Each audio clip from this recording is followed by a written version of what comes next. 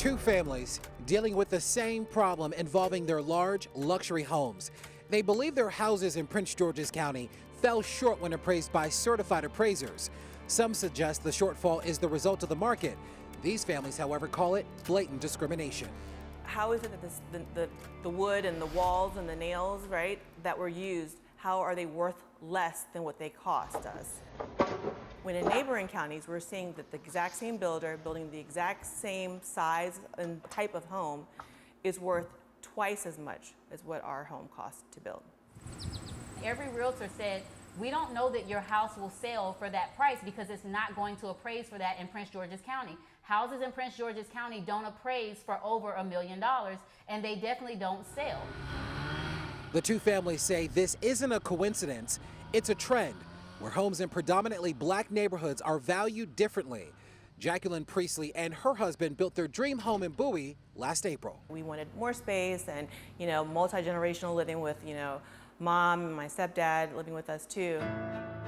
We looked in other counties in Maryland and then decided to stay in Prince George's County because we recognized the fact that you can't put a price tag on community. But community would come at a cost. After building their nearly 9,000 square foot home from the ground up, they needed financing, so an appraisal was ordered.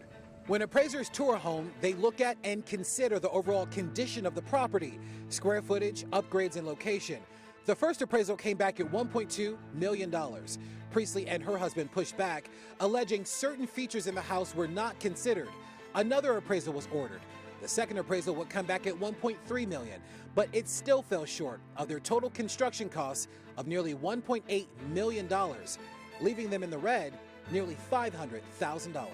For as much as we're not gaining financially in choosing Prince George's County, we are gaining exponentially in terms of that true community experience that is hard and rare to find. But Rashunda Ingram Harvey and her husband Derek don't see it that way. Just don't buy in Prince George's County. I mean, at the end of the day, this is historical. This is not something that just started. This is something that's been going on.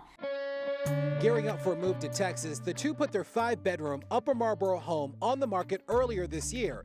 They listed it for $1.25 million and received an offer above the list price.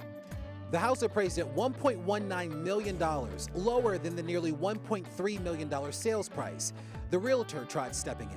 How often do African American people buy $1 million homes? And in an area like that where, they look at Prince George's County as an area that's made for black people. These stories reflect a known problem. A 2018 report from the Brookings Institute showed that owner-occupied homes in black neighborhoods are undervalued by about $48,000 on average. That average remained consistent when we examined their data for the Washington Metro. And when you consider the losses nationwide, the Brookings Institute says it amounts to about $156 billion in cumulative losses. Researchers point to bias in the home buying process for contributing to the disparity, pointing out appraisals as an important role. An analysis by real estate brokerage Redfin said appraisals can be problematic because they can perpetuate the cycle of racism by assigning lower values to homes in black neighborhoods than white neighborhoods. Dr. Daryl Fairweather is Redfin's chief economist. I think appraisals are an important modern day factor because appraisers have a lot of power. They come in and they say what the home is worth, what the bank is willing to lend against the home, and they may do their best to be as objective as possible, but ultimately those appraisals are subjective because it's an individual making them and putting their own view onto how to interpret all the factors that go into what makes a home valuable. The allegations of appraisal bias are so strong it even attracted the attention of the Prince George's County Association of Realtors, who earlier this year sent a survey to its more than 3,000 members looking for specific examples of appraisal bias. We're told about less than 500 surveys have been returned and the results from that survey are pending. But while homeowners complain of appraisal bias, few are filing complaints. The Maryland Commission of Real Estate Appraisers, Appraisal Management Companies, and Home Inspectors tells us on average they receive about 5 complaints a month. And when we ask specifically about complaints filed in Prince George's County about the devaluation of their homes, officials tell us they weren't aware of an influx of complaints. Priestley and Harvey said they did not file formal complaints because they had no idea the commission existed. But Priestley hopes educating others will save time and money. She and a group of community leaders formed the group Fair and Unbiased Appraisal Advocates. They even launched the website blackhomesmatter.org.